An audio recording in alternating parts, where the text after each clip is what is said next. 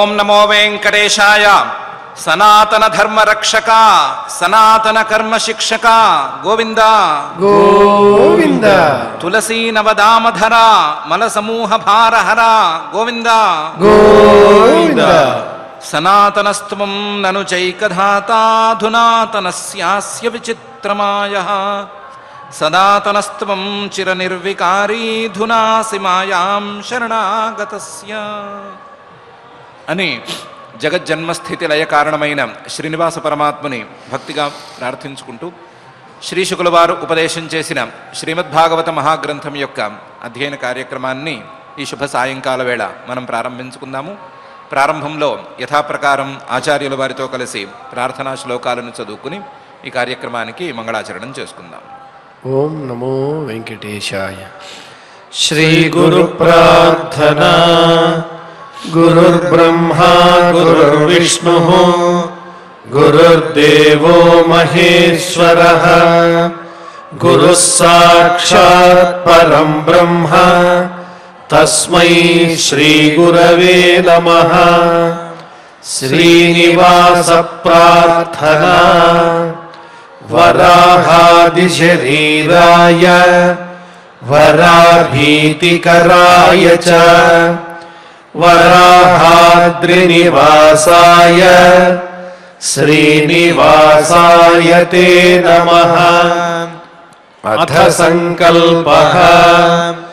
శ్రీమదాదివరాహ క్షేత్రే విరాజమానస్య నిత్యశుద్ధ బుద్ధ ముక్త స్వభావస్య లీలాగృహీత విగ్రహస్య శ్రీ పద్మావతీ జానేః అనుగ్రహేణ అస్మాకం సర్వేషాం బుద్ధిశుద్ధ్యర్థం విద్యాభివృద్ధ్యర్థం భక్తి జ్ఞాన వైరాగ్యాది తదనుకూల సర్వసంపత్ సమృద్ధ్యర్థం శ్రీ పరమేశ్వర ప్రీత్యర్థం శ్రీమద్భాగవత పాఠం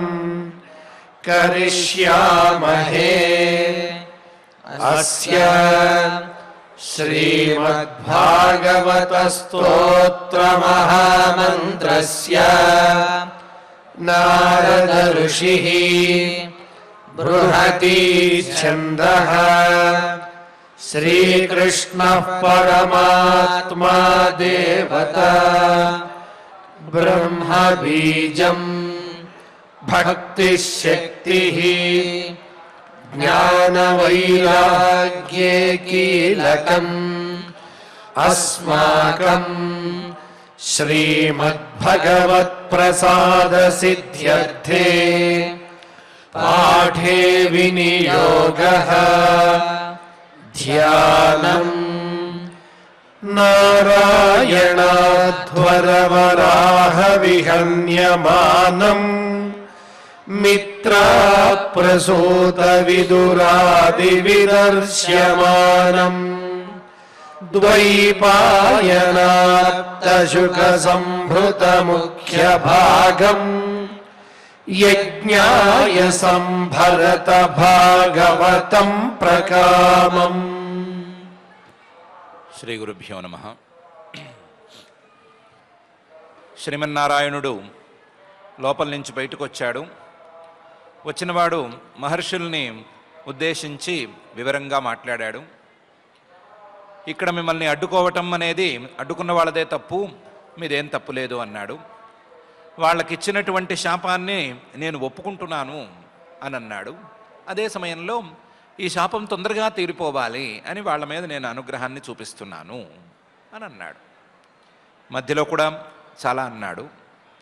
మీరంటే నాకు చాలా గౌరవం అన్నాడు. అసలు బ్రాహ్మణులంటేనే నాకు చాలా గౌరవం అన్నాడు. ఇలా రకరకాలుగా అన్నాడు. ఆ మాటలన్నీ శనకాది మహామునులు విన్నారు.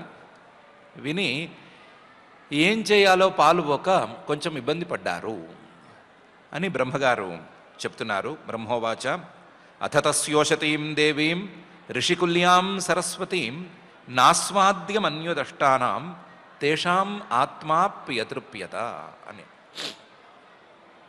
అథ పరమాత్మ ఇంత వివరంగా మాట్లాడిన తరువాత తస్య ఆ పరమాత్మ యొక్క ఉషతీం అతి రమణీయమైనటువంటి చాలా అందమైనటువంటి దేవీం చాలా ప్రకాశవంతమైనటువంటి ఋషికుల్యాం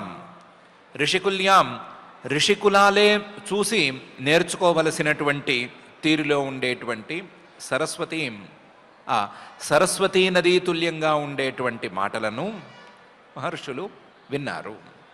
అథ తస్య ఉషతీం దేవీం ఋషికుల్యాం సరస్వతీం విన్నారు, కానీ వాళ్ళు దాన్ని ఆస్వాదించలేకపోయారు. ఆస్వాద్య తేషాం ఆత్మ న అతృప్యత. పరమాత్మ ఇంత వివరంగా మాట్లాడాడు అనే విషయం తెలుస్తూనే ఉంది, కానీ పరమాత్మ మాట్లాడిన మాటలు చాలా బాగున్నాయి అని ఆస్వాదించలేకపోయారు. అలాగే తేషామాత్మ నా తృప్యత, తృప్తి పడలేకపోయారు. మునుల యొక్క ఆత్మలు ఎందుకో సంతృప్తి పడలేదు. సంతృప్తి పడలేకపోవటానికి ప్రత్యేకించి కారణమేం లేదు, సంతృప్తి పడటానికి చాలా పెద్ద కారణం ఉంది అని బ్రహ్మగారు ముందుగానే అంటున్నారు. ఎలాంటి కారణం అంటే, సరస్వతీ నదిలో స్నానం చేస్తే ఎంత హాయి కలగాలో అంత హాయి ఇప్పుడు కలిగి ఉండాలి. అథ తస్య ఉషతీం దేవీం ఋషికుల్యాం సరస్వతీం. ఆయన యొక్క వాక్కు సరస్వతీ నది లాంటిది. ఆ సరస్వతీ నదిలో స్నానం చేయడానికి ఋషికులాల వాళ్లే వెంటపడుతూ ఉంటారు. ఋషికులాలు ఎన్నెన్నో ఋష్యాశ్రమాలు ఆ సరస్వతీ నదీ తీరంలో వెలసినాయి. వెలసినటువంటి ఋష్యాశ్రమాల్లో ఉండే ఋషికులాలన్నీ కూడా ఆ సరస్వతీ నదిలో స్నానం చేద్దామని అనుకుంటాయి. ఆ హాయిని, ఆ పవిత్రతను అనుభవించాలి అని అనుకుంటాయి. అంత అందమైనటువంటి నది సరస్వతీ నది. అలాంటి సరస్వతీ నది లాంటిది ఈ పరమాత్మ తాలూకు వాక్కు. పరమాత్మ తాలూకు వాక్కు అందమైనటువంటి వాక్కు, దేవి వెలుగులేనేటువంటి వాక్కు. అదే సమయంలో ఋషికుల్యాం, ఋషి అంటే మంత్రాలు, ఆ మంత్రాలు ఒక కాలవల్లాగా పారుతున్నటువంటి వాక్కు. ఎన్నెన్నో వేదవాక్యాల యొక్క సారాన్ని ఈ వాక్కులలో నింపి పరమాత్మ పలికాడు. ఇలాంటి వాక్యాలు విన్న తర్వాత వాళ్ళు సంతోషపడి ఉండాలి, దాన్ని ఆస్వాదించగలిగి ఉండాలి. కానీ నాస్వాద్య తేషాం ఆత్మ అతృప్యత అనే పరిస్థితి వారికి వచ్చింది అని బ్రహ్మగారు అంటున్నారు. బహుశः ఒకటి అయిండొచ్చు. అదేంటంటే మన్యు దష్టానాం. వాళ్ళ కోపం వచ్చింది కదా, ఆ కోపం అనేది ఒక పాము లాంటిది. ఆ పాము గనక కరిచిందంటే వాళ్ళంతా ఎవరికి కోపం వచ్చిందో వారినే ఆ పాము కరుస్తుంది. దాంతో ఒళ్ళంతా కూడా విషం లాంటి భావం ఒకటి పాకిపోతుంది. ఒళ్ళంతా గనక విషం పాకితే నోట్లోకి పంచదార పోసినా లేదా ఇంకో స్వీట్ పెట్టినా సరే తీపి తెలిసే అవకాశం ఉండదు కదా. వాళ్ళు ఒళ్ళంతా పాము విషం లాంటి కోపం పాకిన వారు నోట్లో తీపి ఉందా, కారం ఉందా, ఇంకోటి ఉందా అని కనిపెట్టలేరు కదా. వాళ్ళకి ఆస్వాదన తెలియదు కదా. అలాగే వీళ్ళకు కూడా జీవితంలో ఇంతవరకు కోపం అనేది తెలియదు. మొట్టమొదటిసారి రవ్వంతైనా ఇంకొంతైనా కోపం వచ్చింది. కోపం వచ్చేసరికి పరమాత్మ మాటలను ఆస్వాదించలేకపోతున్నారేమో అని బ్రహ్మగారు ఊహిస్తున్నారు. బహుశా నా పిల్లలకి మొట్టమొదటిసారి కోపం రావటం, మామూలుగా మిగతా వాళ్ళకి కోపం రావటం నేను చూశాను. వాళ్ళ కోపం వచ్చినప్పుడు వాళ్ళంతా కూడా కోపం పాకుతుంది. పాము కరిస్తే విషం పాకినంతగా పాకుతుంది. ఏ మంచి మాట హితవుగా ఉండదు, నోట్లో ఏం తీపి పెట్టినా తీయగా అనిపించదు. అలాగే వీళ్ళకి ఏమైనా తయారైందేమో, మిగతా వాళ్ళలాగానే పరమాత్మ ఇంత తేనెలొలికేటువంటి మాటలను మాట్లాడుతున్నా సరే వీళ్ళు ఆస్వాదించలేకపోయారేమో అని బ్రహ్మగారు చెప్తున్నారు. అథ తస్యోషతీం దేవీం ఋషికుల్యాం సరస్వతీం నాస్వాద్యమన్యుదష్టానాం తేషాం ఆత్మాప్యతృప్యత అనే శ్లోకంలో ఆస్వాదించలేకపోవటం లేకపోతే తృప్తి పడకపోవటం కాదు, ఇంకా కూడా సంక్లిష్టమైన పరిస్థితికే వారు చేరుకున్నారు. సతీం వ్యాదాయ శృణ్వంతః లఘ్వీం గురువర్ధ గహ్వరాం విగాహ్య ఆగాధ గంభీరాం న విదుస్తచ్చికీర్షితం అనే పరిస్థితికి వారు చేరిపోయారు అని బ్రహ్మగారు అంటున్నారు. ఈ మహర్షులు నలుగురు పరమాత్మ మాట్లాడుతూ ఉంటే సతీం ఇంతవరకు మంచి మాటలను తప్ప చెడు అనే మాటను విననటువంటి తమ చెవుల్ని వ్యాదాయ రిక్కించి వింటున్నారు. సతీం వ్యాదాయ శృణ్వంతః. మామూలుగా అయితే మంచి మాటలు చెప్తే ఎవరు చెవిని వేసుకోవడానికి ఇష్టపడరు. కానీ నా పిల్లలు అలాంటి వాళ్ళు కారు, సనకాదులు. వాళ్ళు మంచి మాటలు వినటానికే అలవాటు పడిన వాళ్ళు, మంచి మాటలు వినటమే చెవులకు అలవాటు చేసుకున్నటువంటి వాళ్ళు. అలాంటి చెవి రంధ్రాలని సతీం వ్యాదాయ, పరమాత్మ మాట్లాడుతున్నాడు కదా అని రిక్కించి పెద్దవి చేసి వింటున్నారు. సతీం వ్యాదాయ శృణ్వంతః. వింటుంటే లఘ్వీం, ఆయన మాటలు చాలా చిన్నగా ఉన్నాయి. మాటలు చిన్నగా ఉన్నాయి కదా అని అర్థం చిన్నగా ఉందా అంటే కాదు. గురువర్ధ గహ్వరాం, అర్థం చాలా బరువుగా ఉంది, అదే సమయంలో చాలా లోతైన అర్థంగా ఉంది. గురువర్ధ గహ్వరాం, ఇలాంటి మాటలను వీళ్ళు ఇంతకుముందు విని ఉండలేదు. అందువల్ల చెవులు రిక్కించి వింటున్నా, చెవులు పెద్దవి చేసుకుని వింటున్నా, చెవుల్ని చేటలంత చేసుకుని వింటున్నా సరే వాళ్ళకి ఏమీ సరిగ్గా పాలుపోలేదు. ఆయన ఏమంటున్నాడు అని పాలుపోలేదు. అందులో వాళ్ళేమీ వినేటప్పుడు అశ్రద్ధగా వినలేదు. విగాహ్య, పరమాత్మ తాలూకు ఒక్కొక్క పదాన్ని సరిగ్గా సమన్వయం చేసుకుంటూనే వింటున్నారు, విచారణ చేసుకుంటున్నారు. ఈ పదాన్ని పరమాత్మ ఎందుకు పలికాడు, ఈ పదం ఎందుకు చెప్పాడు, ఈ పదం ఎక్కడి నుంచి తెచ్చాడు అనేలాంటి విచారణలు చేసుకుంటూనే ఉన్నారు. విగాహ్య, కానీ అగాధ గంభీరాం, ఈ మాటలను వాటి లోతులతో కనిపెట్టలేకపోయారు. ఈ మాటల తాలూకు అభిప్రాయం ఏమిటి, దాన్ని కనిపెట్టలేకపోయారు. అది అగాధంగా ఉంది. దీని తాలూకు అర్థం ఏమిటి, సరి అయిన అర్థం ఏమిటి అని కూడా కనిపెట్టలేకపోయారు. అతి గంభీరంగా ఈ మాట ఉంది. సో ఎంత జాగ్రత్తగా విచారించి చూసుకున్నాం. విగాహ్య అగాధ గంభీరాం న విదుస్తచ్చికీర్షితం. ఆయన ఏమనుకుంటున్నాడు, ఏమనుకుని ఈ మాటలు మాట్లాడుతున్నాడు అని కనిపెట్టలేకపోయారు. ఆయన పరమాత్మ బయటకు వచ్చాడు. బయటకు వచ్చేసరికి ఆయన ద్వారపాలకుల్ని మనం శపించి పెట్టాము. శపించి పెడితే ఏమండి అంత పని చేశారేంటండి అని మనల్ని అనట్లేదు. ఏమిరా వీళ్ళని అడ్డుకున్నావేమిటి అని అతన్ని అడగటం లేదు. ఏమంటున్నాడు, నాకు బ్రాహ్మణులంటే గౌరవము, నాకు మీరంటే గౌరవము, మీకు కనుక వాడు అడ్డగించాడు అంటే మీరు శాపం పెడితే నేను పెట్టినట్టే అని అంటున్నాడు. ఇందులో మనల్ని తిట్టడం ఉందా, లేకపోతే వాళ్ళు చేసింది సరికాదు అని చెప్పటం ఉందా, మీరు సరిగ్గానే చేశారు అని అభినందిస్తున్నాడా, లేకపోతే సరిగ్గా వ్యవహరించలేదు అని మనల్ని ఏమైనా అంటున్నాడా, వాళ్ళని అంటున్నాడా, మనల్ని అంటున్నాడా, లేకపోతే వాళ్ళ మీద అనుగ్రహం చూపిస్తున్నాడా, మన మీద అనుగ్రహం చూపిస్తున్నాడా అనే సంగతి తేల్చుకోలేకపోతున్నాము అని బాధపడ్డారు. వాళ్ళకేమీ పాలుపోలేదు, ఏమీ అర్థం కాలేదు అని బ్రహ్మగారే సతీం వ్యాదాయ శృణ్వంతః లఘ్వీం గురువర్ధ గహ్వరాం విగాహ్యాగాధ గంభీరాం న విదుస్తచ్చికీర్షితం అనే శ్లోకంలో చెప్పేస్తున్నారు. వీళ్ళు కొంచెం మొహమాటం పక్కన పెట్టారు. పక్కన పెట్టి పరమాత్మ మాట్లాడిన వెంటనే మర్యాదకైనా సరే వెంటనే మాట్లాడాలి అనే నియమాన్ని దాటేశారు. దాటి అసలు ఈయనేం మాట్లాడాడు అని వాళ్ళలో వాళ్ళే ఆలోచించుకున్నారు. చాలాసేపు ఆలోచించుకున్న తరువాత, చాలాసేపు విచారణ చేసుకున్న తరువాత కొంచెంలో కొంచెం క్లారిటీ అనేది వచ్చింది. ఎంతవరకు వచ్చింది అంటే, పరమాత్మ యొక్క స్వభావాన్ని గనక మనం పరిగణనలోకి తీసుకుంటే ఆయన ఎప్పుడూ మనసులో ఒకటి ఉంచుకుని బయటకు ఇంకోటి మాట్లాడు, లోపల ఏముందో దాన్నే స్పష్టంగా చెప్తాడు. ఆయన మనల్ని చూసి భయపడక్కర్లేదు, మొహమాట పడనే పడడు. ఆయన ఎప్పుడూ ధర్మ మార్గంలోనే ఉంటాడు, మంచే మాట్లాడతాడు. వక్రంగానైతే మాట్లాడు. కాబట్టి ఈ వ్యవహారంలో మన మీద ప్రత్యేకించి ఆయనకేమీ కోపం లేదు అనేటువంటి విషయం మాత్రం తెలుస్తోంది అనేంతవరకు నిర్ణయాన్ని తీసుకున్నారు.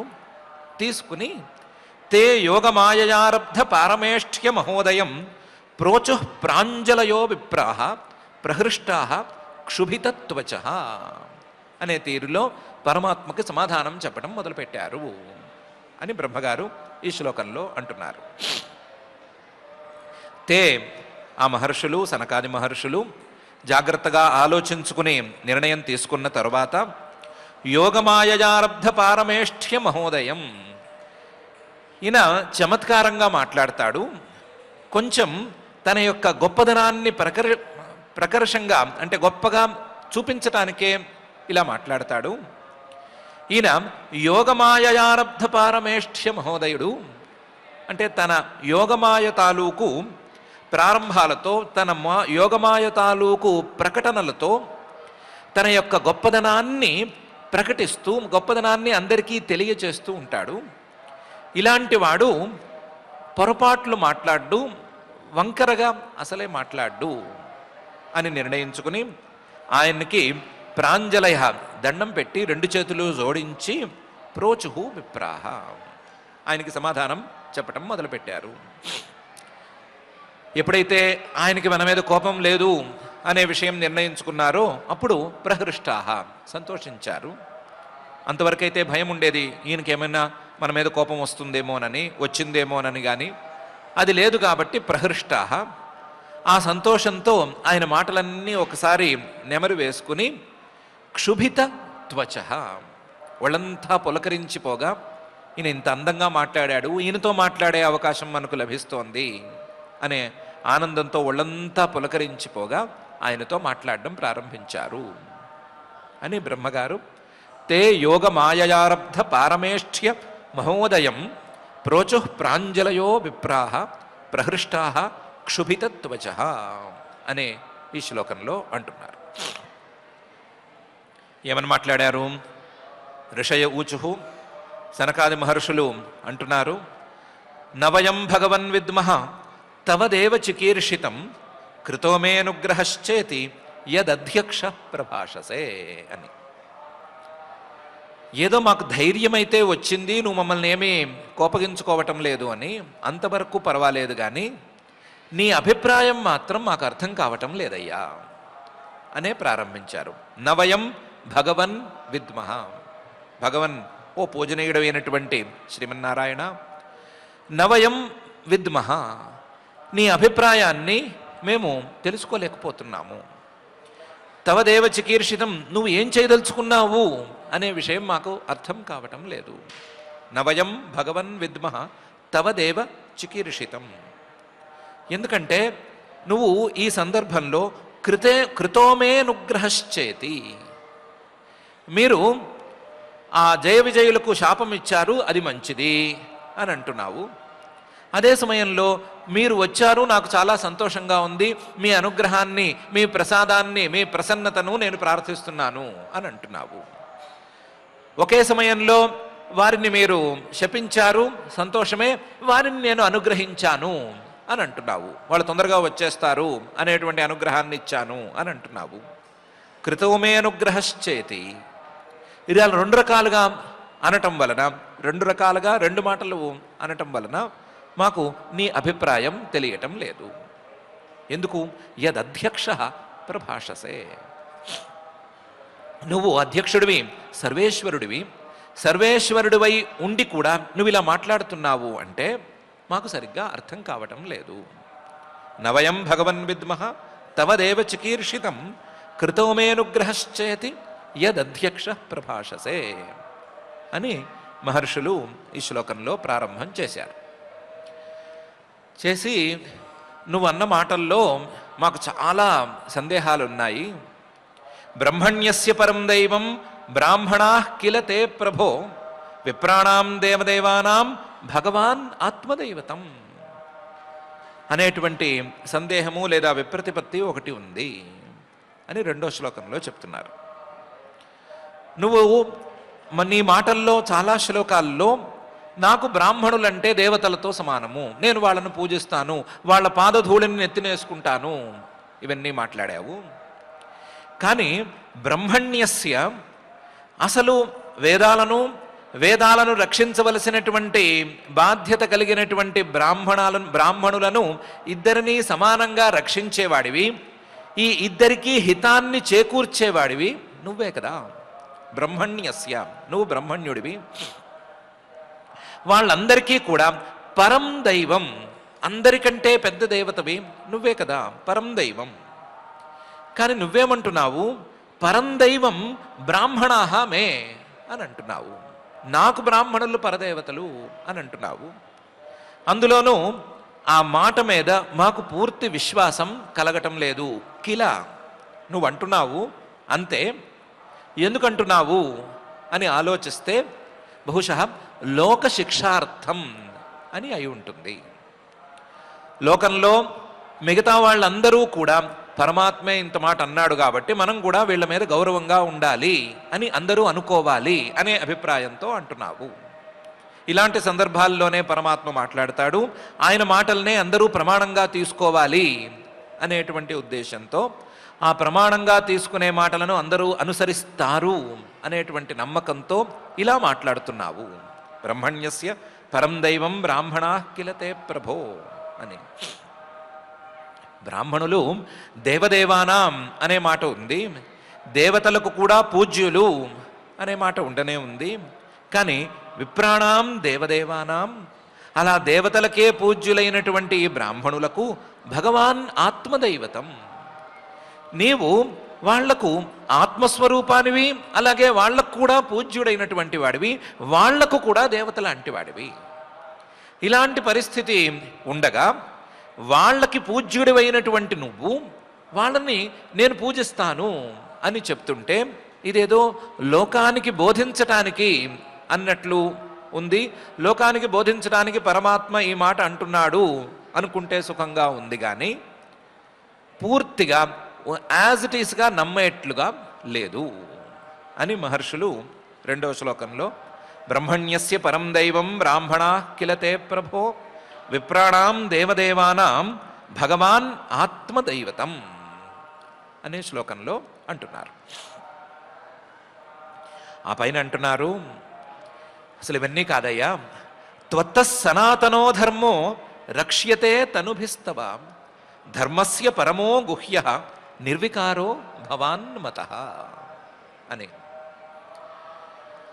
ఓ పరమాత్మ, త్వత్తః సనాతనో ధర్మ, ఈ శాశ్వతమైనటువంటి వైదిక ధర్మం అనేది త్వత్తః నీ నుండే పుట్టుకొచ్చింది. నీవే వేదాలను ఉపదేశం చేసి ఆ వేదాలలో దాగి ఉండేటువంటి ధర్మాలను అందరికీ అందేటట్లు ఏర్పాటు చేసి పెట్టావు. త్వత్తః సనాతనః ధర్మః, ఆ ధర్మం శాశ్వతమైనటువంటి ధర్మం, ఏ దశలోనూ మారిపోదు, కాలానికి మార్పులను పొందుతూ ఉండదు. ఆచరించే వాళ్ళు మారిపోతూ ఉంటారేమో కానీ ధర్మం అనేది మాత్రం మారదు, సనాతనం ఒకే రకంగా ఉంటుంది. పాతకాలంలో ఎలా ఉందో ఇప్పటికీ అలాగే ఉంటుంది. అన్నం తినటం లేదా ఆహారాన్ని లోపలికి తీసుకోవటం అనేది మనిషి పుట్టుక దగ్గర నుంచి ఎలా ఉందో, మధ్యలో మార్పులు, మనుషులు మారిపోవటం, వాళ్ళ ఆహారపు అలవాట్లు మారిపోవటం అనేది ఉన్నా సరే, అన్నం తినటమో లేదా ఆహారాన్ని లోపలికి తీసుకోవటము అనేదో మారకుండా ఎలా ఉందో, ఈ ధర్మం కూడా మారకుండా అలాగే ఉంటుంది. త్వత్తః సనాతనః ధర్మః. అదే సమయంలో రక్ష్యతే త్వత్తః, ఆ సనాతన ధర్మం తాలూకు రక్షణ బాధ్యత కూడా నీదే. త్వత్తః రక్ష్యతే, దానికోసమే కదా నువ్వు తనుభిస్తవ ఎన్నెన్నో శరీరాలను గ్రహిస్తున్నావు, ఎన్నెన్నో అవతారాలను స్వీకరిస్తున్నావు. ఆ అవతారాలతో ధర్మాన్ని రక్షించటం అనే దాన్ని పనిగా నువ్వే పెట్టుకున్నావు. నువ్వు అవతరిస్తే, నువ్వు కిందకి దిగి వస్తే, నీవు ఏదో ఒక శరీరాన్ని ధరిస్తే, ఆ శరీరంతో కొన్ని పనులు చేస్తే ఈ ధర్మం అనే దానికి రక్షణ ఏర్పడుతోంది. త్వత్త సనాతనో ధర్మో రక్ష్యతే తనుభిస్తవ. ఆశ్చర్యకరమైన విషయం ఏంటంటే, ఈ సనాతన ధర్మాన్ని ఉపదేశం చేసింది నువ్వు, దీన్ని రక్షించేది నువ్వు, దీని తాలూకు పరమ ఫలితం కూడా నువ్వే. ధర్మస్య పరమః ఫలం అనేది నువ్వే. ధర్మం తాలూకు సర్వోత్కృష్టమైనటువంటి ఫలం, అన్నిటికంటే గొప్పదైనటువంటి ఫలం నువ్వే. ధర్మానికి చిన్న చిన్న ఫలితాలు, స్వర్గాలో చిన్న చిన్న ఫలాలు ఎన్నెన్నో ఉండవచ్చు, అవన్నీ మామూలు ఫలితాలు.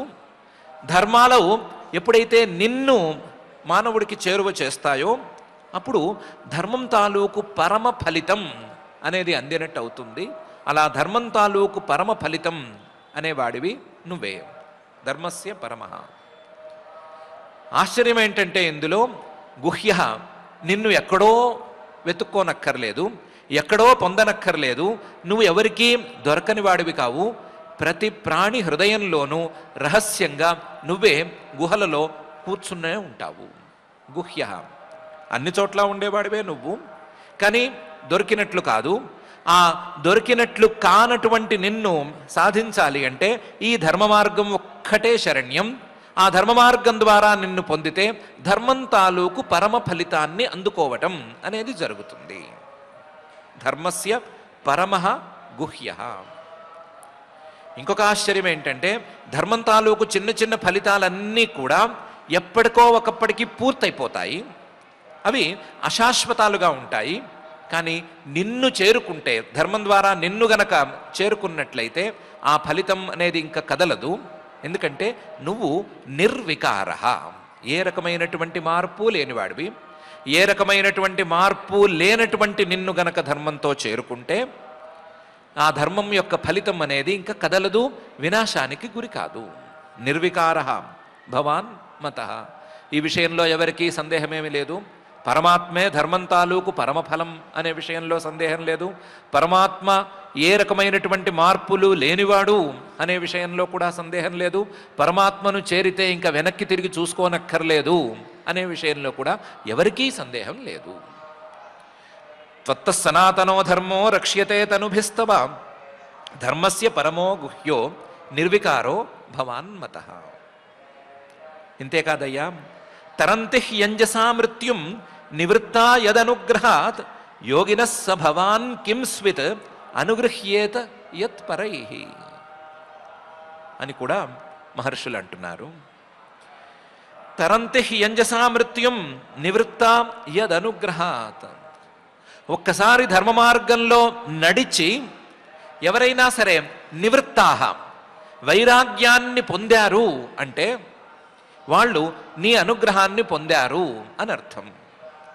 నీ అనుగ్రహం అనేది గనక ఎవరికైనా దక్కింది అంటే వారికి తప్పనిసరిగా వైరాగ్యం అనేది కలుగుతుంది.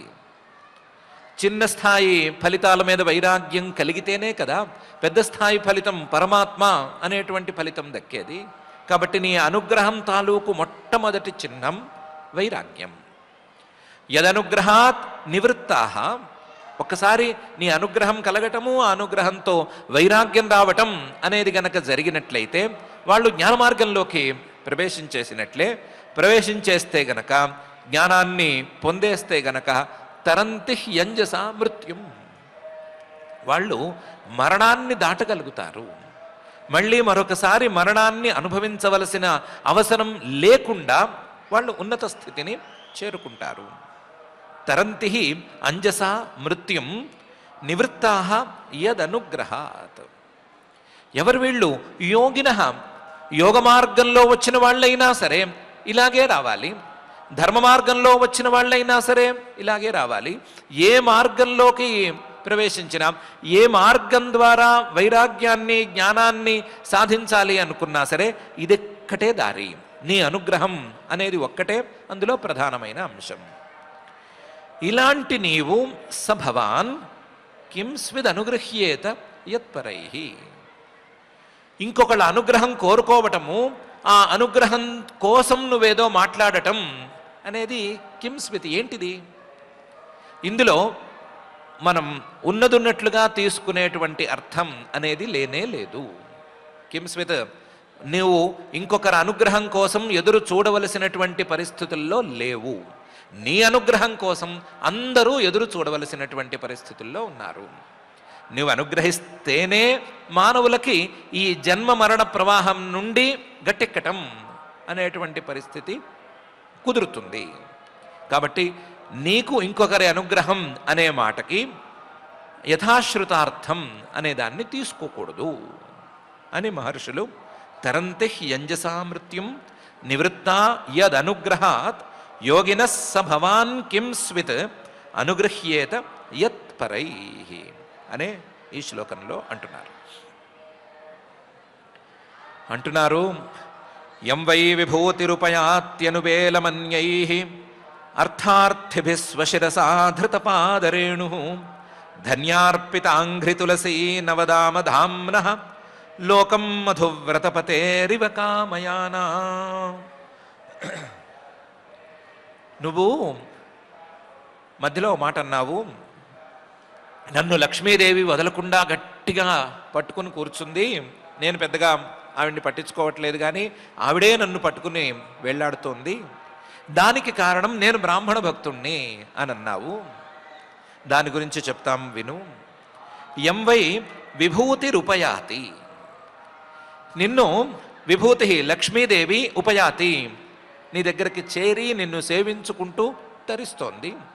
యం వై విభూతిరుపయాతి అనువేలం, ఆయా సమయాల్లో నీకు చేయవలసినటువంటి ఉపచారాలన్నిటినీ చేస్తోంది. నువ్వు ఆ ఆదిశేషుడు అనేటువంటి పాన్పు ఎక్కడం తరువాయి ఎక్కడి నుంచైనా సరే పరిగెత్తుకుంటూ వచ్చి నీ కాళ్ళు పిసగటమే పనిగా పెట్టుకుంది. నువ్వు ఎక్కడికి తిరిగేది లేదు, నీ కాళ్ళు అలిసేది లేదు, ఏమైనా సరే నీకు సేవ చేసుకోవాలి అనే ఉద్దేశంతో ఆవిడుంది. అనువేలం, ఈవిడ ఎలాంటిది అంటే అన్యై అర్థార్థిభి శిరసా ధృత పాద రేణు. మిగతా వాళ్ళు ఈవిడ కావాలి అని వెంపర్లాడిపోతూ ఉంటారు. ఈ లక్ష్మీదేవి కావాలి, ఈవిడ అనుగ్రహం కావాలి అని ఎక్కడ లేని పనులు చేస్తారు. అన్యై అర్థార్థిభి, ఆవిడ తనను కావాలనుకునే వాళ్ళకి మడము కూడా చూపించదు. ఏదో కాళ్ళు పిసిగితే నీకేదో 10 రూపాయలు పాడేస్తానని అందు. శిరసాధృత పాద రేణు, వాళ్ళందరూ ఈవిడేదో ఒక చోటు నుంచి ఇంకో చోటికి వెళుతుంటే ఆవిడ పాద ధూళి ఉంటే దాన్ని తీసుకుని నెత్తినేసుకుని మేము చాలా సంపన్నులమయ్యాము అని సంతోషపడవలసిందే తప్ప ఆవిడ ఎవరికీ మడమ కూడా చూపించదు, ఎవరికీ తనను తాకే అవకాశాన్ని ఇవ్వదు. అలాంటి లక్ష్మీదేవి మిగతా వాళ్ళందరినీ దుమ్ము కింద రేగొట్టేటువంటి లక్ష్మీదేవి నీ దగ్గరకు వచ్చేసరికి నీ కాళ్ళు పట్టుకుని వెళ్ళాడుతోంది. యం వై విభూతి రూపయాత్యనువేలం అన్యైరర్థార్థిభి స్వశిరసా ధృతపాదరేణు. ఎలాంటి నీ పాదాలను పట్టుకుని వెళ్ళాడుతోంది అంటే ధన్యార్పితాంఘ్రి తులసీ నవదామధామ్నః లోకం మధువ్రతపతేరివ కామయానా అని. లోకంలో కొంతమంది ఉన్నారు, లక్ష్మీదేవి వెంట పడటం అని కాకుండా ఆ లక్ష్మీపతి వెంట పడటం మనకు మంచిది అని అనుకునే వాళ్ళు ఉన్నారు. అలాంటి వాళ్ళు ఏం చేస్తారంటే వాళ్ళు ధన్యులు. ఆ ధన్యులైనటువంటి వాళ్ళు లక్ష్మీదేవి వెంట పడటం మానేసి లక్ష్మీపతివైనటువంటి నీ వెంట పడటం కోసం తులసి కోసుకొచ్చి ఆ తులసిని మాలగా కట్టి ఆ మాలను నీ పాదాల మీద పెట్టేస్తారు. ఆ ధన్యులైనటువంటి వాళ్ళు పెట్టినటువంటి ధన్య అర్పిత అంఘ్రి తులసి నవదామ ధామ్నః, నీ పాదాల మీద పెట్టినటువంటి తులసితో చేసినటువంటి కొత్త మాల, అంటే ఫ్రెష్గా ఉండేటువంటి మాల, వాడిపోయిన వడలిపోయిన మాల కాదు, నవదామ ధామ్నః. అలాంటి తులసీమాలకు స్థానమైనటువంటిది నీ పాదం. చాలా భక్తిగా లక్ష్మీదేవి మాకు అక్కర్లేదు, లక్ష్మీపతే మాకు కావాలి అని అనుకునేవాళ్ళు భక్తిగా కోసి మాల గుచ్చి కుదిరితే అందులో పూలు అవన్నీ కూడా కలిపి నీ పాదాల మీద పెట్టినటువంటి తులసీమాల ఉంది కదా, ఆ తులసీమాలకు స్థానం అనేది నీ పాదమైతే ఆ తులసీమాలకు స్థానమైన నీ పాదాన్ని పట్టుకుని వెళ్ళాడుతోంది. ధన్యార్పితాంఘ్రి తులసీ నవదామధామ్నః లోకం, ఆ స్థానాన్ని ఈవిడ పట్టుకుని వెళ్ళాడుతోంది. చూసే వాళ్ళకి ఎలా ఉంది అంటే మధువ్రత పతేరివ కామయాన. ఈ తులసి మాల పూలతో గుచ్చిన తులసీమాల పాదాల మీద ఉంది కదా, ఆ తులసీమాల ఉంది అంటే సహజంగానే తుమ్మెదలు శబ్దం చేసుకుంటూ హరి హరి హరి అనుకుంటూ అక్కడే తిరగాడుతూ ఉంటాయి కదా. ఆ తిరగాడేటువంటి తుమ్మెదల్లో మధువ్రత పతి ఒక పెద్ద తుమ్మెద ఒకటి ఉంది. ఆ తుమ్మెద చాలా అందంగా ఉంది, చూస్తేనే తుమ్మెదలన్నింటిలోకి రాజులా కనిపిస్తోంది. ఆ తుమ్మెదని పట్టుకోవటానికి ఈ లక్ష్మీదేవి మాటిమాటికి ఈయన పాదాల వెంట పడుతోంది అని అనిపించేలా ఉంది. తుమ్మెద దొరకటం లేదు, తుమ్మెదేమో అటు ఇటు తిరుగుతోంది. తిరుగుతున్నటువంటి తుమ్మెదని పట్టుకోవటానికి ఈవిడ పట్టు విడవకుండా ఆ పాదాల వెంటే పడుతోంది. పట్టి ఎలాగైనా సరే తుమ్మెద పట్టుకుందామో అనుకుంటోంది అన్నట్లుగా ఉంది. అంతే తప్ప ఆ పాదాన్ని విడిచిపెట్టేటువంటి ప్రసక్తిని మాత్రం చూపించటం లేదు. నీ వైభవం లేకపోతే నీ సామర్థ్యం అనేది ఆ స్థాయిలో ఉంది. ఆ స్థాయిలో నీ సామర్థ్యం ఉండగా నువ్వు మిగతా వాళ్ళతో పోలిక అని కానీ లేదా వేరే కారణం అని గాను ఎందుకు చెప్తున్నావో మాకు అర్థం కావట్లేదు. లక్ష్మీదేవి నిన్ను తప్ప ఎవరిని ఇంతగా పట్టించుకోదు, నిన్నే గట్టిగా పట్టించుకుంటుంది. ఎంవై విభూతి రూపయాత్యనువేల మన్యైరర్థార్థివే స్వశిరసా ధృతపాదరేణు ధన్యార్పితాంఘ్రి తులసీ నవదామధామ్న లోకం మధువ్రత పతేరివ కామయాన. లక్ష్మీదేవి ఇంత నీ వెంట పడుతోంది కదా, నువ్వేం చేస్తున్నావు అంటే కొంచెం స్టైల్ కొడుతున్నావు. నువ్వు ఇలా కొడుతున్నావు, యస్తాం వివిక్త చరితైరనువర్తమానాం నాత్యాద్రియత్ పరమభాగవత ప్రసంగ సత్వం ద్విజానుపథ పుణ్యరజ పునీత శ్రీవత్సలక్ష్మ కిమగా భగభాజనస్త్వం అని మహర్షులు అంటున్నారు. యస్తాం వివిక్త చరితైరనువర్తమానాం, ఈ లక్ష్మీదేవి వివిక్త చరితై రకరకాల సేవోపాయాలతో అనువర్తమానం నీ వెంట పడిపోతూ ఉంటే, నువ్వు పిలిచినా పిలవకపోయినా నీ వెంట పడి వస్తూ ఉంటే, పిలిస్తే పాపం వస్తుంది, పిలవకపోయినా సరే ఎక్కడికి వెళుతున్నాడో స్వామి అనుకుని నీ వెంటపడి వస్తోంది.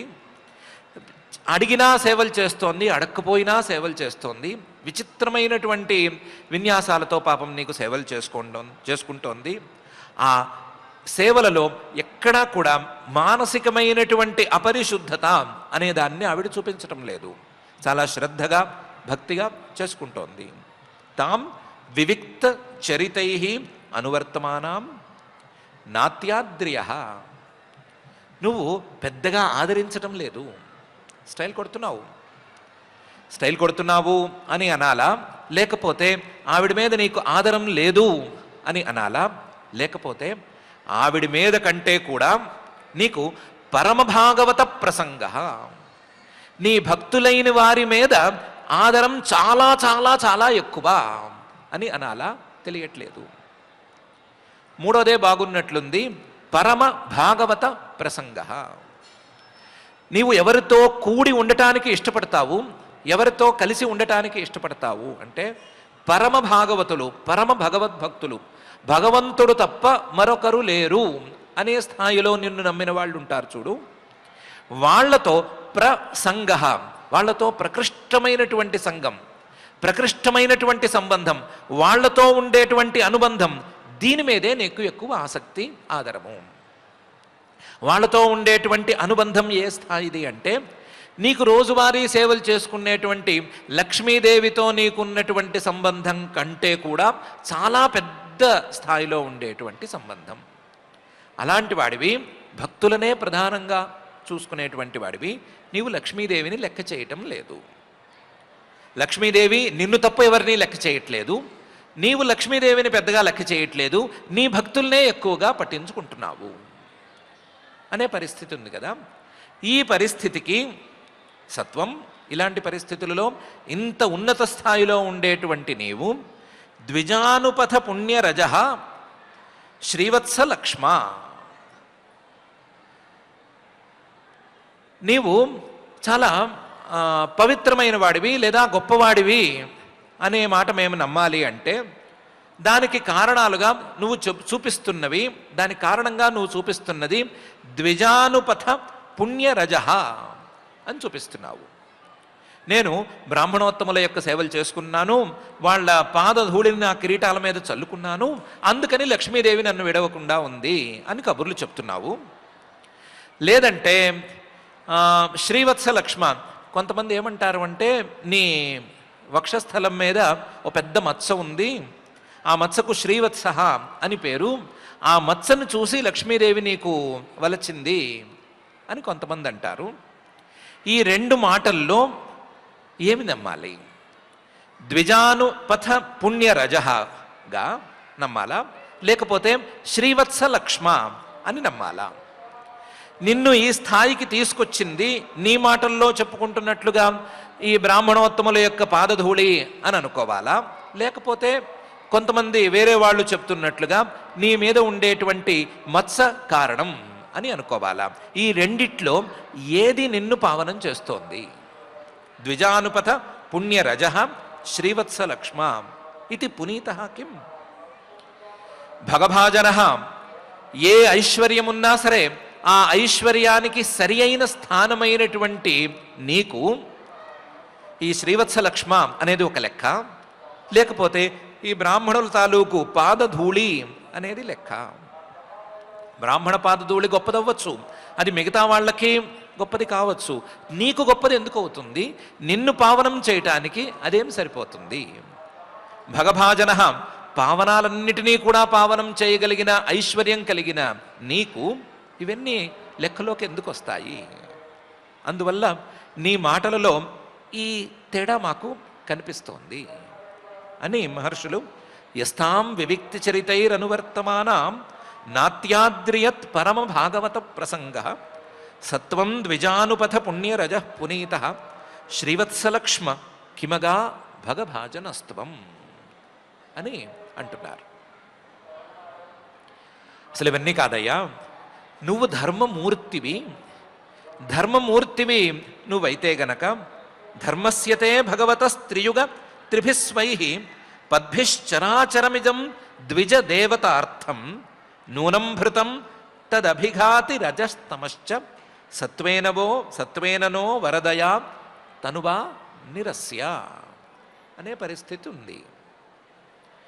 ధర్మస్యతే, ఓ పరమాత్మ, నీవు ఉపదేశం చేసినటువంటి ధర్మం ఉంది కదా, భగవత పూజనీయుడువైనటువంటి సమస్తైశ్వర్య సంపన్నుడువైనటువంటి నీవు చేసినటువంటి ధర్మోపదేశం ఉంది కదా, ఆ ఉపదేశంలో ఉండేటువంటి ధర్మం ఓ త్రియుగ, 3 యుగాలలో 3 కాకుండా ఎన్నెన్నో అవతారాలతో ఆ ధర్మ రక్షణ కోసం నువ్వు వచ్చి ఉన్నావు కదా, లేకపోతే త్రియుగ 3 రెళ్ళు 6 రకాల ఐశ్వర్యాలతో నువ్వు అలలారుతున్నావు కదా, త్రియుగ త్రిభిస్వై పద్భి చరాచరమిదం ద్విజ దేవతార్థం నూనం భృతం. నీవు ధర్మాన్ని నిరంతరం రక్షణ చేస్తూ ఉంటావు కదా, అవతారాలతోనూ లేదా వేరువేరు దారులతోనూ రక్షణ చేస్తూ ఉంటావు. అందులో త్రిభి పద్భి 3 పాదాలతో, ధర్మం తాలూకు 3 ప్రధానమైనటువంటి పాదాలతో, తపః శౌచం దయా అనేటువంటి 3 ప్రధానమైన పాదాలతో, సత్యం అనేటువంటి పాదంతో కలిసిన ఈ 3 పాదాలతో ధర్మరక్షణ చేస్తూ ఉంటావు కదా. ఈ ధర్మరక్షణ ద్వారా చరాచరమిదం, మొత్తం చరాచర ప్రపంచం మొత్తాన్ని నువ్వు కాపాడుతూ ఉంటావు కదా, చరాచరమిదం భృతం కదా.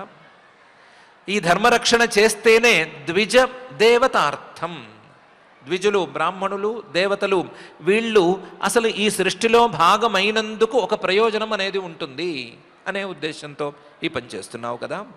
చరాచరమిదం ద్విజ దేవతార్థం నూనం భృతం. నువ్వు ధర్మరక్షణ చేసుకుంటూ వస్తున్నావు కదా, నువ్వే ధర్మాన్ని ఉపదేశం చేశావు, నువ్వే రకరకాల అవతారాలతో ఆ ధర్మాన్ని రక్షణ చేసుకుంటూ వస్తున్నావు, నువ్వే ధర్మం తాలూకు పాదాలను సరిగ్గా నిలబెట్టి ఆ ధర్మం నిలిచేలా చూస్తున్నావు, నువ్వే ధర్మరక్షణ సరిగ్గా జరిగేలా చూసుకుని ఈ చరాచర ప్రపంచాన్ని కాపాడుతున్నావు, నువ్వే బ్రాహ్మణులను దేవతలను ఇద్దరినీ కూడా ఈ ధర్మం కోసం నియమించి ఉన్నావు, ధర్మం ద్వారా వాళ్లను కాపాడుతూ వస్తున్నావు కదా. నూనం భృతం, ఎప్పుడైతే ఈ ధర్మానికి ఏమైనా విఘాతం అనేది కలిగే ప్రసక్తి ఏర్పడుతోందో తదభిఘాతి, అప్పుడు నువ్వేం చేస్తున్నావు అంటే సత్వేనను వరదయా తనువా నిరస్య, శుద్ధ సత్వమూర్తితో అంటే సత్వగుణమే ప్రధానంగా కలిగినటువంటి శరీరంతో మళ్ళీ దిగొచ్చి తనువా నీ శరీరంతో ఆ అభిఘాతి అనేదాన్ని ధర్మ అభిఘాతం, ధర్మానికి విఘాతం అనేదాన్ని నిరస్య పోగొట్టి మళ్ళీ ధర్మస్థాపన అనేది చేస్తూ వస్తున్నావు కదా. ఈ ధర్మాభిఘాతకం అనేది ఎన్నెన్నో రకాలుగా ఉంటుంది. ఒకటి రజస్తమశ్చ అనే తీరులో ఉంటుంది. రజః తమశ్చ, రజోగుణ ప్రధానమైనటువంటి కొందరు, తమోగుణ ప్రధానమైనటువంటి రాక్షసులు కొందరు, వీరిద్దరూ కలిసి ధర్మాన్ని పాడు చేయటం అనేటువంటి విధానం ఒకటి ఉంటుంది. అలాంటి సందర్భంలో ఆ రజస్తమశ్చ, రజోగుణ ప్రధానమైన వారిని తమోగుణ ప్రధానమైన వారిని ఇద్దరినీ కూడా శుద్ధసత్వ శరీరంతో నీవు కిందకి దిగి వచ్చి వాళ్ళని నిరస్య, వాళ్ళని తోసేసి ధర్మస్థాపన అనేది చేస్తున్నావు కదా. ఒకవేళ గనక ఇంకా లోతైన అర్థాన్ని దీనికి చెప్పుకోగలిగితే మానవుల మనసులలో ఉండేటువంటి మా మనసుల్లో ఉండేటువంటి రజోగుణము అలాగే తమోగుణము అనేది ధర్మానికి విఘాతకంగా ఉండేటువంటి పక్షంలో, ధర్మానికి విఘాతకంగా రజోగుణ ప్రధానమైనటువంటి కామ క్రోధాదులు పనిచేసినటువంటి పక్షంలో, తమోగుణ ప్రధానమైనటువంటి తమోగుణం ద్వారా సంక్రమించేటువంటి అజ్ఞానము బద్ధకము లాంటి గుణాలన్నీ ధర్మానికి విఘాతకంగా పనిచేసేటువంటి పక్షంలో నీవు నీ సహజ సిద్ధమైనటువంటి సత్వమూర్తితో సత్వగుణాన్ని మాలో అభివృద్ధి చేస్తూ మళ్ళీ మా మనసుల్లోకి ధర్మాన్ని నిలబెట్టేందుకు ప్రయత్నం చేస్తున్నావు కదా. నువ్వు ధర్మమూర్తివి అని చెప్పుకోవటానికి ఇంతకు మించి వేరే తార్కాణమేమీ అక్కర్లేదు కదా. ధర్మస్యతే భగవతస్త్రియుగస్త్రిభిస్వై పద్భిశ్చరాచరమిదం ద్విజదేవతార్థం నూనం భృతం తదభిఘాతి రజస్తమశ్చ సత్వేన నో వరదయా తనువా నిరస్య. ఇలాంటి వాడివి ఈరోజు కొత్తగా ఏదో మాట్లాడతావేమిటి? ఏమని మాట్లాడుతున్నావు? సత్వం ద్విజోత్తమకులం యదిహాత్మగోపం గోప్తా వృషస్వర్హణేన సూనృతేన తర్హ్యేవనంక్ష్యతి శివస్తవ దేవ పంథాః లోకోగ్రహీష్య దృషభస్య హి తత్ప్రమాణం. ఏమనంటున్నావు నువ్వు? నాకు బ్రాహ్మణులు గౌరవనీయులు, నేను వారి పాదధూళిని శిరస్సును ధరిస్తాను అని అంటున్నావు. ఎందుకంటున్నావు? ధర్మాన్ని రక్షించేవాడివే నువ్వైతే ధర్మం మొత్తం, ధర్మం యొక్క ఉత్పత్తి, దాని రక్షణ, దాని ఫలితం అన్నీ కూడా కేవలం నీ చేతుల్లోనే ఉండే మాట అయితే ఈ మాట ఎందుకు వస్తుంది? అసలు ఎందుకు వస్తుంది అనేది ఆలోచన చేస్తే ఒక్క మాట మాత్రం అనిపిస్తోంది. ద్విజోత్తమ కులం యదిహాత్మగోపం గోప్తా వృషః స్వర్హణేన సూనృతేన తర్హ్యేవ నంక్ష్యతి శివస్తవ దేవ పంథాః. ఒకవేళ గనక నీవు ఈ బ్రాహ్మణుల మీద గౌరవాన్ని గనక ప్రకటించకపోతే, బ్రాహ్మణ సంరక్షణను నీ బాధ్యతగా నువ్వు తీసుకోకపోతే చాలా పెద్ద ప్రమాదం పొంచి ఉంది. ఎలాంటి ప్రమాదం? ద్విజోత్తమ కులం, బ్రాహ్మణోత్తములు వారికి సంక్రమించినటువంటి బాధ్యతలను తీర్చుకునేటువంటి బ్రాహ్మణోత్తములు, ద్విజోత్తమ కులం వారి యొక్క సమూహాన్ని యదిహ ఆత్మగోపం నీవే సంరక్షించేటువంటి వారిని, యది నత్వం గోప్తా నువ్వు ఈ మాటలతో వాళ్ళ మీద గౌరవాన్ని పెంచి సంరక్షించుకోకపోయినట్లయితే, యది నత్వం గోప్తా వృషః అందరికంటే పెద్దవాడివైనటువంటి నీవు ఈ బాధ్యతను గనక తీసుకుని నెరవేర్చకపోయినట్లయితే వాళ్ళకి స్వర్హణ సుసూనృతాలు అనేవి మిగలవు. స్వర్హణేన సుసూనృతేన వాళ్ళు నిన్ను పూజించుకోవటం అనేది జరగదు. నిన్ను బాగా అర్చించుకోవటం, తాము నెరవేర్చవలసినటువంటి బాధ్యతలను, తాము చేసుకోవలసినటువంటి కర్మలను నెరవేర్చుకుంటూ చేసుకుంటూ నిన్ను అర్చించుకోవటం అనేది జరగదు. సూనృతేన అంటే మృదువైన వాక్కులతో, మృదువైన మాటలతో మిగతా వారందరికీ కూడా ధర్మాన్ని గురించి వివరంగా చెప్పి వాళ్ళను కూడా ధర్మ మార్గంలో నడిపించటం అనేది జరగదు. స్వర్హణేన సూనృతేన వాళ్ళు గనక ఈ విధంగా నడిపించాలి అంటే తర్హ్యేవ నంక్ష్యతి శివస్తవదేవ పంథాః. ఒకవేళ గనక వాళ్ళని నడిపించాలి అంటే నీవు పూనుకుని వాళ్ళని సంరక్షించుకోవాలి. ఆ సంరక్షించుకోవటంలో భాగంగా వాళ్ళు నాకు కూడా పూజ్యులు అనే స్టేట్మెంటు నువ్వు ఇవ్వాలి. అందుకని ఇస్తున్నావు. అందుకని కాకపోతే వేరే కారణంతో ఇచ్చేందుకు అవకాశం లేదు. ఇలా కాకుండా వేరే రకంగా నువ్వు అనుకున్నటువంటి ధర్మ మార్గం నిలిచేందుకు కూడా అవకాశం లేదు. ఇలా నువ్వు చేయకపోతే ఈ బ్రాహ్మణులని వాళ్ళ స్వధర్మానుష్ఠానం చేసే వాళ్ళని, స్వధర్మానుష్ఠానంతో నిన్ను అర్చించుకునే వారిని, తాము ఆచరిస్తూ ఇతరులను కూడా ధర్మ మార్గంలోకి ప్రోత్సహించే వారిని నువ్వు గనక కాపాడకపోతే, నువ్వు కూడా హ్యాండ్ ఇచ్చేస్తే వాళ్ళకి, మిగతా వాళ్ళు హ్యాండ్ ఇచ్చినట్లుగా నువ్వు కూడా హ్యాండ్ ఇచ్చేస్తే తర్హ్యేవ నంక్ష్యతి శివస్తవదేవ పంథాః. వెంటనే నువ్వు అనుకున్నటువంటి శివ మంగళకరమైనటువంటి ఈ ధర్మ మార్గం అనేది నశించిపోతుంది. ఆచరించేవారు లేకపోయినా, తాము ఆచరిస్తూ ఎదుటివారికి చెప్పేవారు లేకపోయినా ఈ ధర్మ మార్గం నిలిచేందుకు అవకాశం ఉండదు. అందుకని నువ్వు వాళ్ళను సంరక్షించటానికి ఈ మాట మాట్లాడుతున్నావు, ఈ స్టేట్మెంట్ అనేది ఇస్తున్నావు. లోకః అగ్రహీష్యత్ ఋషభస్య హి తత్ ప్రమాణం. నీకు తెలుసు అందరికంటే పెద్దవాడిని నేనే కాబట్టి, అందరికంటే సమర్థుడిని, ఋషభుణ్ణి, శ్రేష్ఠుణ్ణి నేనే కాబట్టి నేను ఒక స్టేట్మెంట్ ఇస్తే ఆ స్టేట్మెంట్ని అందరూ ఫాలో అవుతారు. నేను గనక బ్రాహ్మణులు నాకు కూడా పూజ్యులు అని అంటే ఎందుకు వచ్చింది, పరమాత్మే అంటున్నాడు కదా, మనకెందుకు మధ్యలో వచ్చే ఈర్ష్యాసూయలు అని మిగతా వాళ్ళందరూ కూడా అనుకుంటారు. అనుకుని వాళ్ళు కూడా పూజ్యభావనతో ఉంటారు. పూజ్యభావనతో ఉండటం ద్వారా ఆ ధర్మం తాలూకు వాక్యాలను విని వాళ్ళు ధర్మ మార్గంలో నడుచుకోగలుగుతారు, మంచిని అందుకోగలుగుతారు. లోకోగ్రహీష్యత్ ఋషభస్య. నీవు చూపించినటువంటి దారిలో వాళ్ళు కూడా నడవగలుగుతారు, నీవు చూపించిన దారినే వాడు కూడా పట్టుకోగలుగుతారు. లోకోగ్రహీష్యత్ ఋషభస్య హి తత్ ప్రమాణం. నువ్వు చెప్పిన మాట ప్రమాణవాక్యం. నువ్వు ఏ దారిలో నడుస్తున్నావో అది ప్రమాణభూతమైనటువంటి దారి. నువ్వు దారి మారిస్తే, వేరే రకంగా చెప్తే మిగతా వాళ్ళందరూ కూడా అదే దారిలో వెళ్ళొచ్చు, అదే దారిలో వెళ్ళి వాళ్ళందరూ నష్టాలను కొని తెచ్చుకోవలసి రావచ్చు. అలాంటి పరిస్థితి ఇష్టం లేక ఈ మాట నువ్వు మాట్లాడుతున్నావు అని చెప్పుకోవటం బాగా ఉండేట్లుంది అని మహర్షులు ఈ శ్లోకంలో సత్వం ద్విజోత్తమకులం యదిహాత్మగోపం గోప్తా వృషస్వర్హణేన సూనృతేన తర్హ్యేవ నంక్ష్యతి శివస్తవ దేవ పంథాః లోకోగ్రహీష్య ఋషభస్య హి తత్ ప్రమాణం అని అంటున్నారు. నువ్వు చెప్పిన మాటే కదా, యద్యదాచరతి శ్రేష్ఠ తత్తదేవేతరో జనః స యత్ ప్రమాణం కురుతే లోకస్తదనువర్తతే అని. నువ్వే శ్రేష్ఠుడివి, శ్రేష్ఠుల్లో కల్లా నువ్వే శ్రేష్ఠుడివి కాబట్టి నువ్వు ఏమంటావో, ఏమి ఆచరించి చూపిస్తావో దాన్నే మిగతా వాళ్ళందరూ కూడా అనుసరిస్తారు.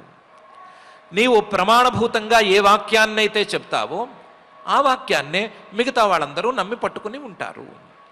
అందుకని అందరి ఆచరణకు అనుకూలంగా ఉండేటట్లుగా నీవు చెప్పిన తీరులోనే ప్రమాణం అనేదాన్ని నువ్వే ఏర్పాటు చేసి పెడుతున్నావు. అంతే తప్ప దాని ద్వారా నువ్వు తక్కువ అని కానీ ఇంకోటేదో భావం అని కానీ పొందటానికి వీలే లేదు అని మహర్షులు ఈ శ్లోకంలో అంటున్నారు. ఇంకో విషయం ఉంది. తత్తేన భీష్టమివ సత్వనిధేర్విధిత్సోః క్షేమం జనాయ నిజశక్తిభిరుద్ధృతారేః నైతావతా త్ర్యధిపతేర్బత విశ్వభర్తుః తేజః క్షతం త్వవనతస్య సతే వినోదః అనేది కూడా ఉంది. నీకు ఈ సృష్టి మొత్తం ఒక విధంగా సాగాలి అనే అభిప్రాయం ఉంది. ఏ విధంగా సాగాలి? మంచిగా సాగాలి. ఈ సృష్టిలో ఉండే వాళ్ళందరూ కూడా మంచి ఫలితాన్నే పొందాలి అనే అభిప్రాయం నీకుంది. ఎవరైనా సరే వాళ్ళ మంచిని వాళ్ళు కోల్పోతే లేదా వాళ్ళ మంచిని వాళ్ళు అందుకోలేకపోతే నీకే ఇష్టం ఉండదు. ఎవరైనా సరే వాళ్ళ మంచిని అందుకోలేకపోతుంటే మొదలు ఇష్టం ఉండనిది నీకే. తత్తే అనభీష్టమివ. నీకు ఎవరైనా సరే వాళ్ళు శ్రేయస్సును అందుకోలేకపోతున్నారు అంటే నచ్చదు. తత్తే అనభీష్టమివ. ఎందుకంటే సత్వనిధేహం. లోకంలో మామూలు మంచి వాళ్ళు పక్కవాళ్ళు బాగుండాలి అని కోరుకునేవాళ్ళు ఎంతోమంది ఉంటారు. పక్కవాళ్ళు ఒకవేళ గనక కిందకి దిగజారుతుంటే బాధపడే వాళ్ళు ఉంటారు.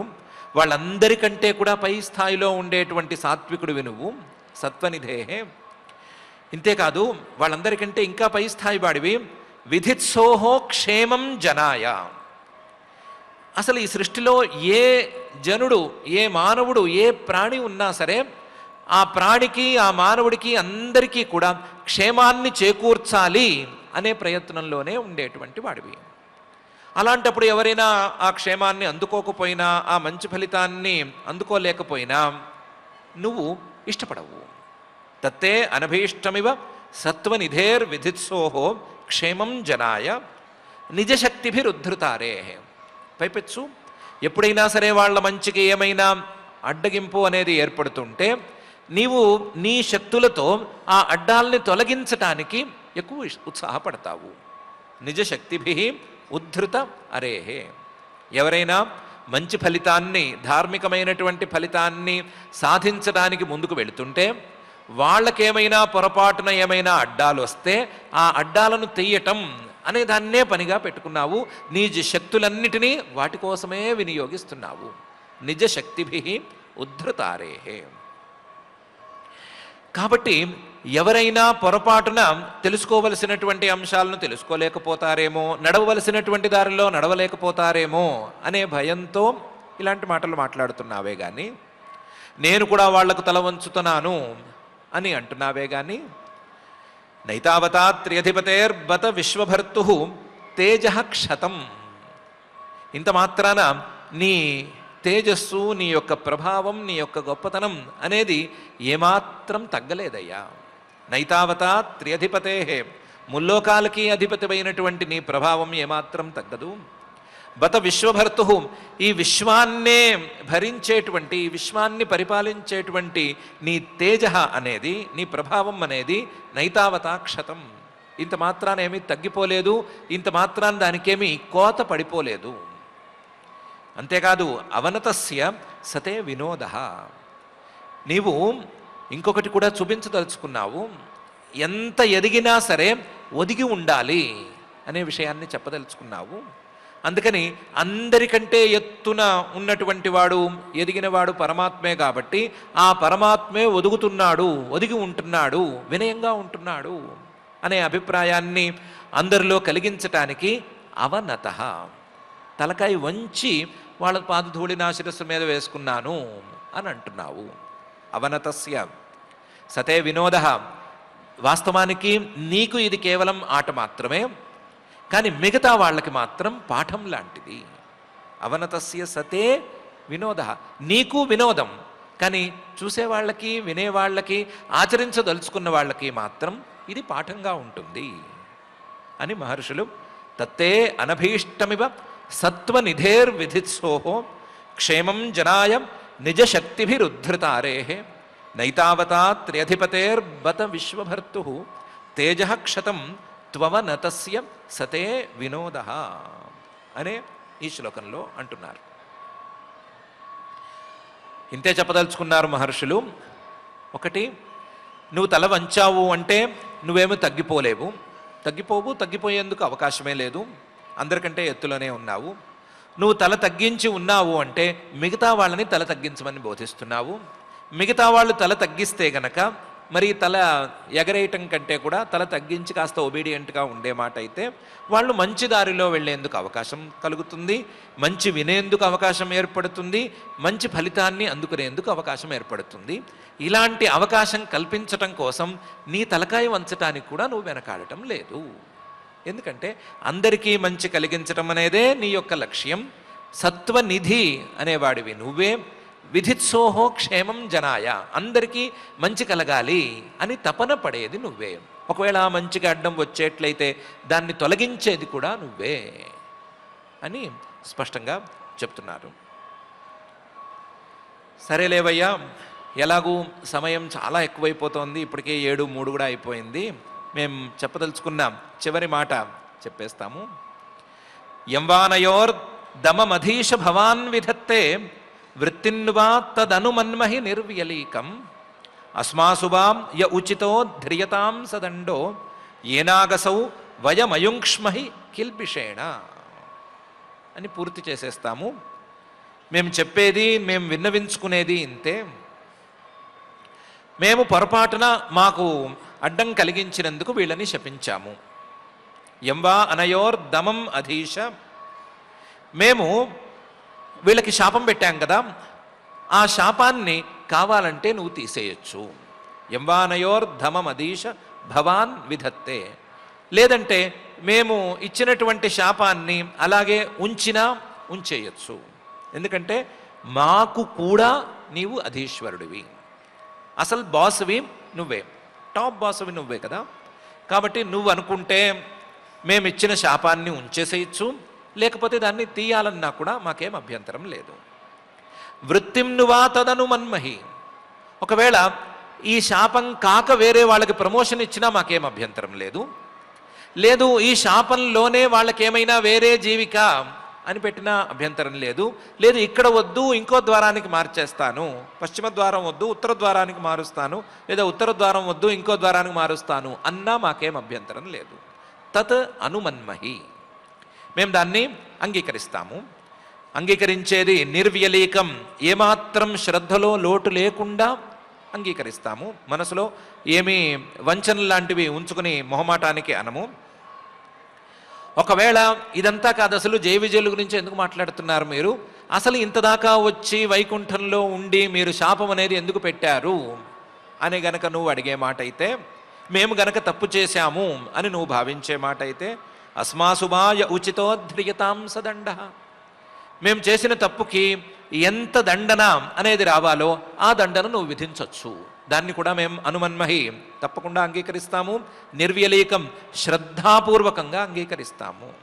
అస్మాసువా య ఉచితో ధ్రియతాం సదండ ఏనాగసౌ వయమయుంక్ష్మహి కిల్బిషేణ.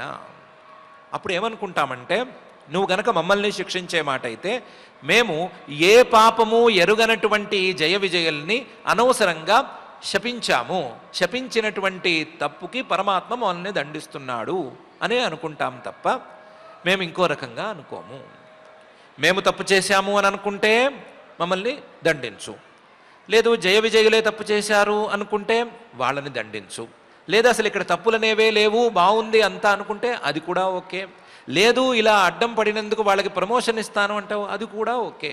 అన్నీ నువ్వు ఏం చేసినా సరే మాకు సమ్మతమే, నువ్వు ఏం చేసినా సరే దాన్ని శ్రద్ధాపూర్వకంగా మేము తలకెత్తుకుంటాము అని మహర్షులు తమ చివరి వాక్యాన్ని యంవానయోర్దమమధీశ భవాన్ విధత్తే వృత్తిన్నువా తదనుమన్మహి నిర్వ్యలీకం అస్మాసువా య ఉచితో ధ్రియతాం సదండ ఏ అనాగసౌ వయమయుంక్ష్మహి కిల్పిషేణ అనే ఈ శ్లోకంలో చెప్తున్నారు. ఈ మాటకు పరమాత్మ ఎలా రియాక్ట్ అయ్యాడనేది సంగతి వెంటనే చూడలేము. మహర్షులు చెప్పిన చివరి మాటలో ఉండేటువంటి విలువ సామాన్యమైనది కాదు అని కనిపెట్టేశాము. తప్పు ఎవరిది అనే విషయాన్ని పరమాత్మ తేల్చాలే కానీ మేము తేల్చము, దాని జోలికి మేము పోము. మేమేదో ఆ క్షణాన కొంచెం కోపం వచ్చి శపించాము అంతే, అది తప్పైతే పరమాత్మ దండించుకోవచ్చు అని పరిశుద్ధమైన మనస్సుతో వాళ్ళు మాట్లాడుతున్నారు.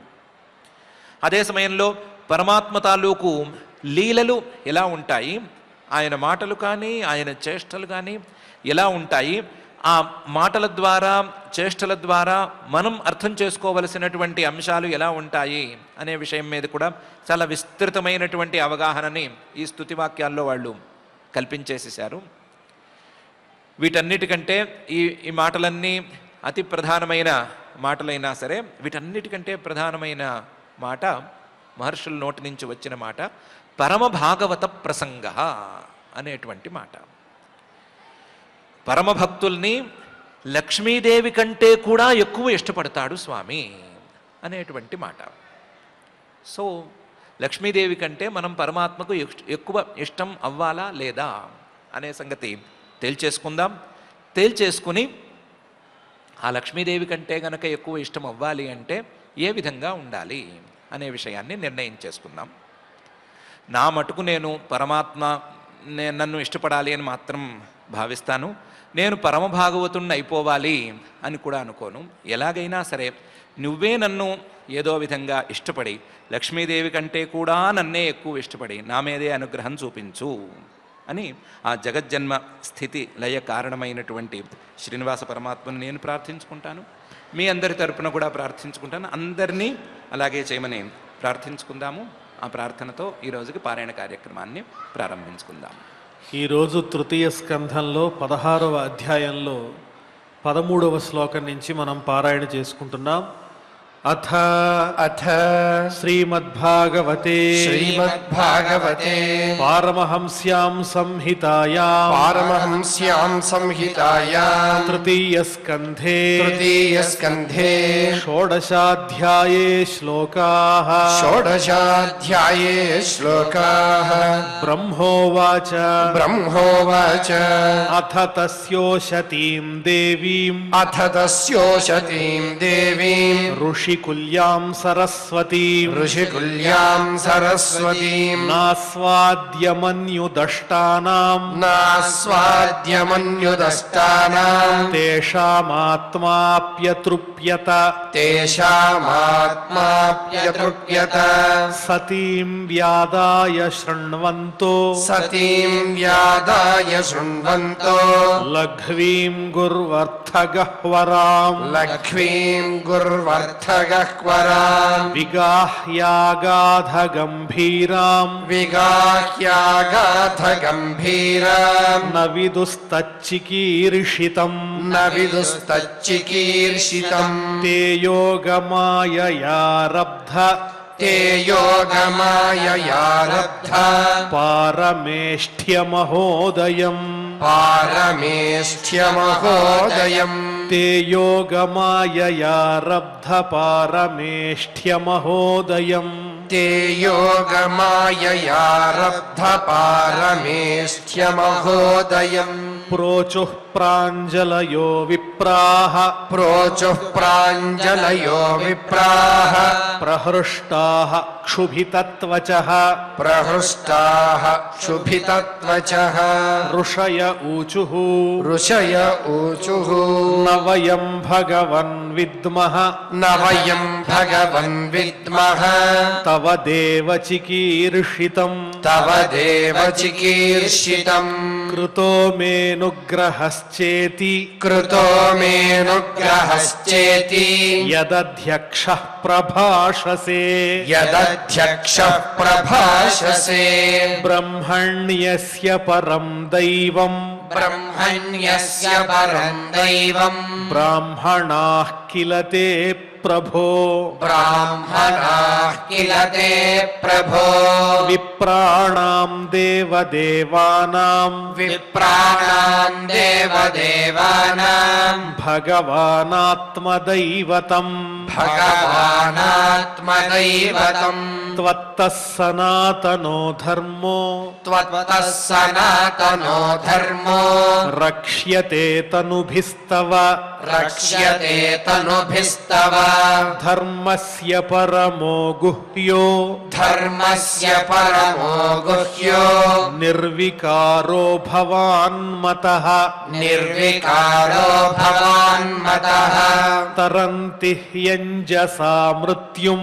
తరంతి హ్యంజసా మృత్యుం నివృత్త నివృత్తాయదనుగ్రహాత్ నివృత్తాయదనుగ్రహాత్ యోగినః స భవాన్ కిం స్విత్ యోగినః స భవాన్ కిం స్విత్ అనుగృహ్యేత యత్పరైః అనుగృహ్యేత యత్పరైః యం వై విభూతిరుపయాత్యనువేలమన్యైః యం వై విభూతిరుపయాత్యనువేలమన్యైః అర్థార్థిభిः స్వశిరసా ధృతపాదరేణుః అర్థార్థిభిశ్వశిరసా ధృతపాదరేణుః ధన్యార్పితాంఘ్రితులసీనవదామధామ్నో ధన్యార్పితాంఘ్రితులసీనవదామధామ్నో లోకం మధువ్రతపతేరివ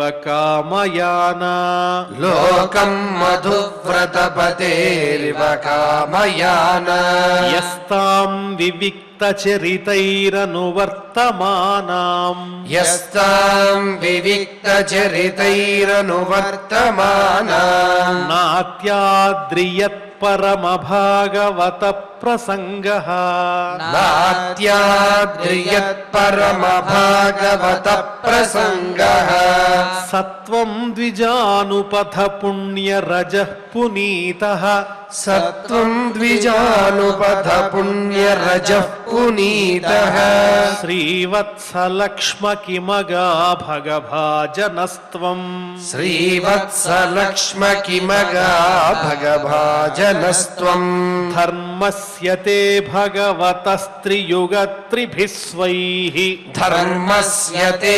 భగవతస్త్రియుగత్రిభిः స్వైః పద్భిశ్చరాచరమిదం ద్విజదేవతార్థం పద్భిశ్చరాచరమిదం ద్విజదేవతార్థం నూనం భృతం తదభిఘాతి రజస్తమశ్చ నూనం భృతం తదభిఘాతి రజస్తమశ్చ సత్వేన నో వరదయా తనువా నిరస్య సత్వేన నో వరదయా తనువా నిరస్య నత్వం ద్విజోత్తమకులం యదిహాత్మగోపం నత్వం ద్విజోత్తమకులం యదిహాత్మగోపం గోప్తా వృషస్వర్హణేన ససూనృతేన గోప్తా వృషస్వర్హణేన ససూనృతేన తర్హ్యేవ నంక్ష్యతి శివస్తవ దేవ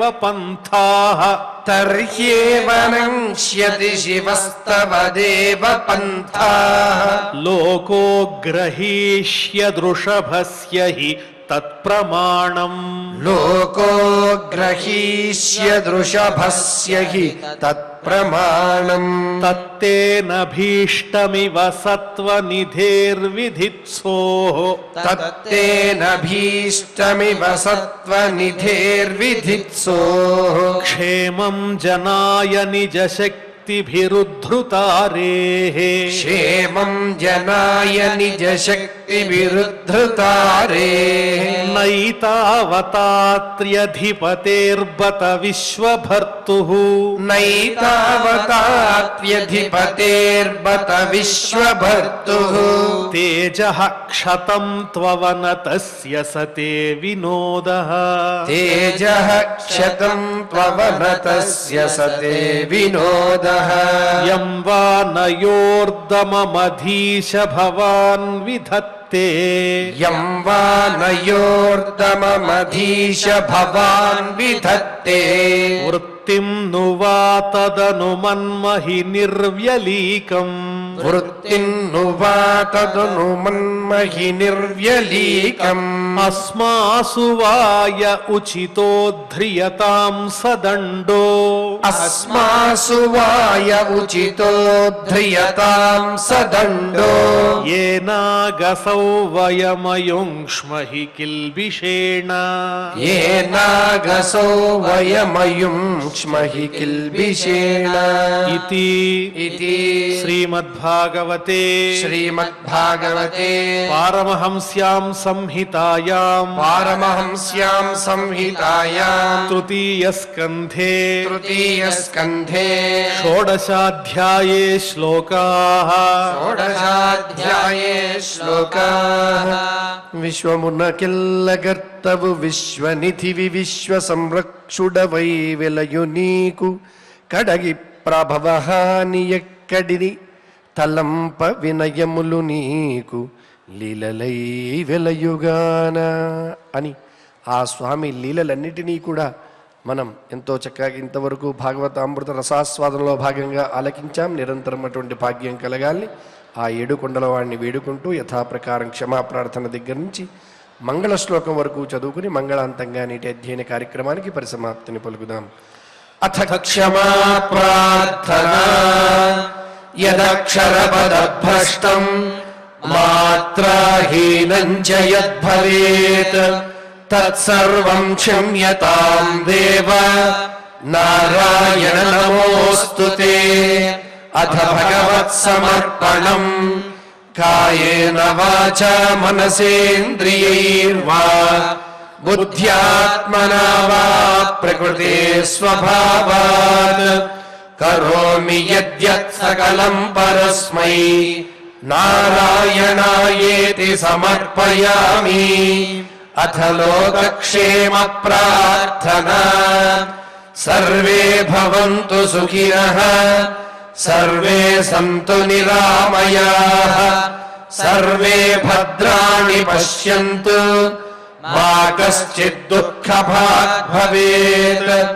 అథ మంగళం శ్రియః కాంతాయ కళ్యాణ నిధయే నిధయేర్థినాం శ్రీవేంకటనివాసాయ శ్రీనివాసాయ మంగళం.